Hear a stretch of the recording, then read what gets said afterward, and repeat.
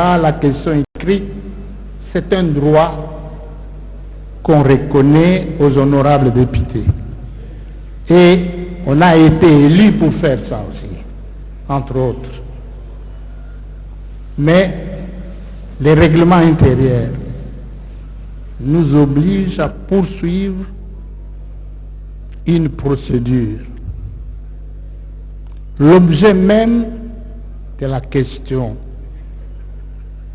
si l'objet n'est pas conforme, la question n'est pas acceptée. Nous vous la retournons. Essentiellement, c'est moi qui vous écris. Quand le président reçoit toutes les demandes des collègues, il me les envoie. Et moi, je transmets au bureau d'études.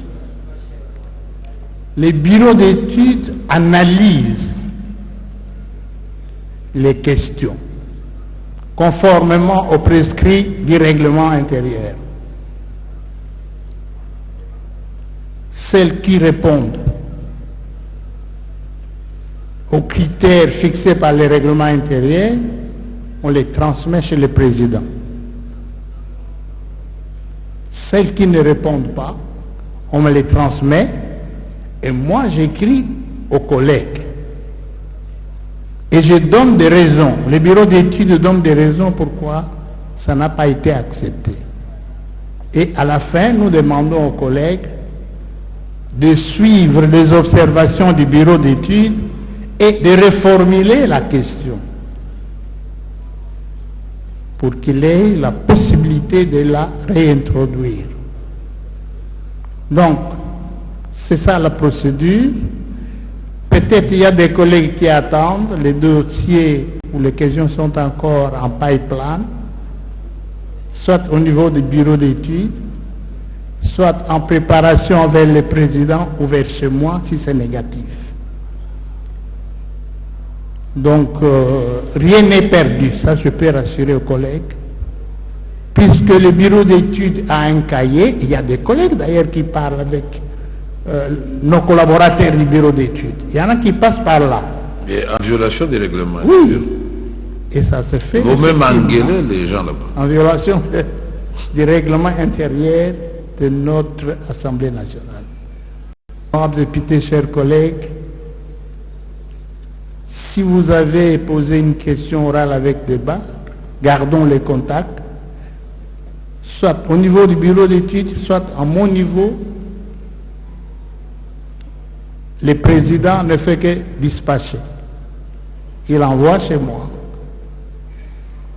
Et si la réponse du bureau d'études est positive, c'est programmé, on envoie chez notre collègue, le rapporteur, pour qu'on puisse trouver le temps et programmer la question pour que ça passe en plénière et le ministre ou le mandataire vient s'expliquer. Merci, honorable. Donc, faites confiance à votre bureau. Je vous remercie. Merci, merci honorable président Bosso, merci beaucoup. Honorable Nzondomio, c'est Nzondomo qui a soulevé qu'il termine. Donc vous voulez que je coupe maintenant Nzondomio pour votre souci? Honorable président, honorable député, chers collègues, nous avons tous suivi l'excellent rapporteur et le brillant et expérimenté deuxième vice-président. Merci. Mais honorable président, je suis non seulement insatisfait, mais j'ai l'impression que le deuxième vice-président veut conduire la plénière à la violation du règlement intérieur, qui a rang de loi organique, que nous avons tous voté ici et qui a été entériné par le juge constitutionnel. Il s'agit bel et bien d'une question, je rappelle, les termes de l'article 185 de notre règlement intérieur, qui a été déposé. Ne tenez pas, honorable Bosso, deuxième vice-président, les députés responsables du dysfonctionnement du bureau d'études ou de vos services. Nous avons déposé en bonne et due forme, le 13 novembre 2024, une question orale avec débat C'était ma première. Aujourd'hui, j'en suis à 4 initiatives de contrôle. Il y a des dossiers que j'ai déposés, je crois, 6 mois après. J'ai reçu de réponses de votre part. Et j'en étais satisfait. Mais comment se fait-il que pour un dossier qui a été déposé il y a 8 mois, on ne l'aligne pas, le dossier disparaît dans le pipeline, et un autre dossier qui a été déposé il y a moins d'1 mois, on l'aligne. Et pourtant, l'article 187... Mais jusqu'à là, on ne voit pas toujours votre preuve de dépôt. Où est votre question?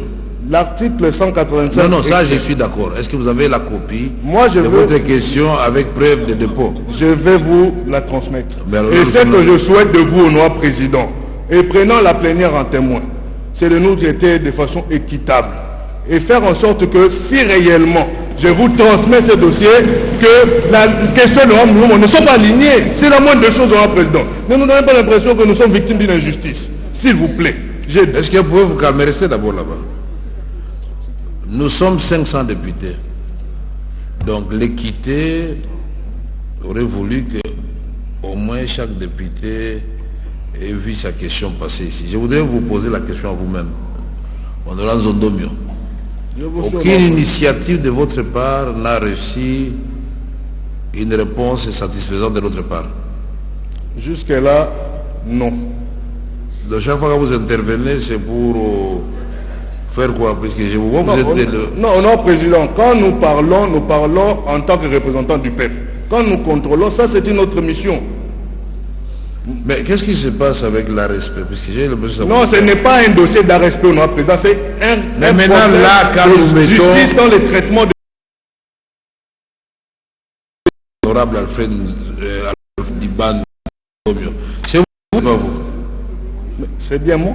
Bien alors, je vois, vous n'avez pas rappelé que vous aviez une initiative qui était en souffrance, mais je vois qu'on vous a aligné DG Fomine au sujet de la gestion financière de la Fomine. Déposé, attendez que je termine. Mais laissez-moi terminer. Vous avez parlé en colère, je vous ai suivi avec beaucoup de patience. Nous sommes vos enfants, honorable président. Quand nous sommes donc parler, alors vous n'avez pas droit à la réponse. Allez vous asseoir, puisque quand on veut vous éclairer, vous me coupez. Quand vous venez avec des a priori, on ne peut pas s'entendre. Maintenant, je vous montre que vous avez, après que le rapporteur ait parlé, après que le deuxième vice-président ait parlé, donc vous êtes le seul à avoir raison contre tout ce monde-là. Maintenant, je vous montre qu'il y a votre initiative de Grand Équateur, comme vous l'avez dit, au sujet de la gestion financière de la Fomine, déposée le 9 avril 2025 et jugée recevable le 8 mai 2025. C'est une initiative. Et il y a un gars de quelle province? C'est une initiative ultérieure. Comment oui, alors qu'est-ce qui fait? Alors pourquoi vous pouvez avoir des a priori sur les gens? Je n'ai aucun a priori, honorable président. Maintenant, on vous explique tout ça. Malgré ça, vous ne comprenez pas. On a le droit d'être mécontent, président. Mais quand les choses ne marchent pas, on a le droit d'être mécontent. Mais maintenant, on vous demande... Il y a 8 mois, je n'ai même pas reçu une seule correspondance. Mais montrez-nous votre équation. Je vais vous écrire lundi en annexant... Vous n'allez pas m'écrire, je vous demande de me donner la preuve que vous avez déposée. Au niveau des rapporteurs, c'est tout. Il n'y a pas de souci. Moi, je peux vous le transmettre. Oui, vous êtes 500 députés. Aujourd'hui, nous avons eu la conférence des présidents. Je crois que les présidents des groupes parlementaires n'ont pas encore eu le temps de vous restituer la discussion que nous avons eue aujourd'hui. Je crois qu'on ne vous a pas encore... Mais président, si c'est le cas, alors acceptez de suspendre l'initiative qui est ultérieure. Parce que c'est aussi ça, respecter les règlements. Il y a des choses que je ne comprends pas dans vos histoires-là. Bon, merci.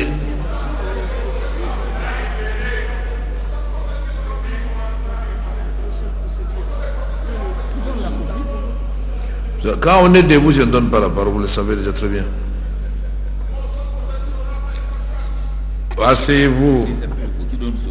Honorable Président, donnez votre nom. Honorable membre du bureau, honorable député, j'interviens par rapport à l'injustice, à interprétation émanante de notre rapporteur par rapport à ma procédure parlementaire. Je comprends le pourquoi Sankourou a été toujours enterré. Et je comprends le pourquoi la chanson qui demeure dans Nyanyawa Nyanya demeure jusqu'à nos jours. Et cette chanson Quelle que chanson? l'honorable Eliezer ne cesse de nous rappeler ici.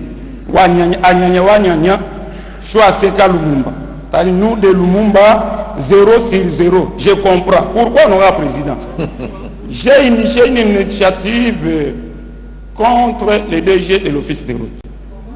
Cette initiative était pour que la représentation nationale soit éclairée par rapport au contrat qu'il a dit à signer avec la société Iris Africa. Et ce contrat était de 14 millions 900 quelques dollars. Mais je ne comprends pas comment notre rapporteur va dire que non, cette question qui concerne 260 km d'une route lancée depuis 2022 jusqu'à nos jours, étant donné que le contrat était prévu de 14 mois. Mais comment il doit prendre cette question avec beaucoup de légèreté? Étant donné que dans la province de Lumumba, la seule route qui est comme une route centrale, la route qui aide tous les compatriotes, c'est la RN7 dans son tronçon à la de Benadibele Lodja.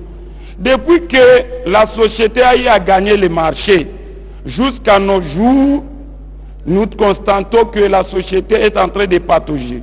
Et pour votre information, honorable président, la société a dit, même de sursoir, d'arrêter les travaux, de dire non, je n'allais pas commencer à travailler parce qu'il y a le non-financement émanant du gouvernement.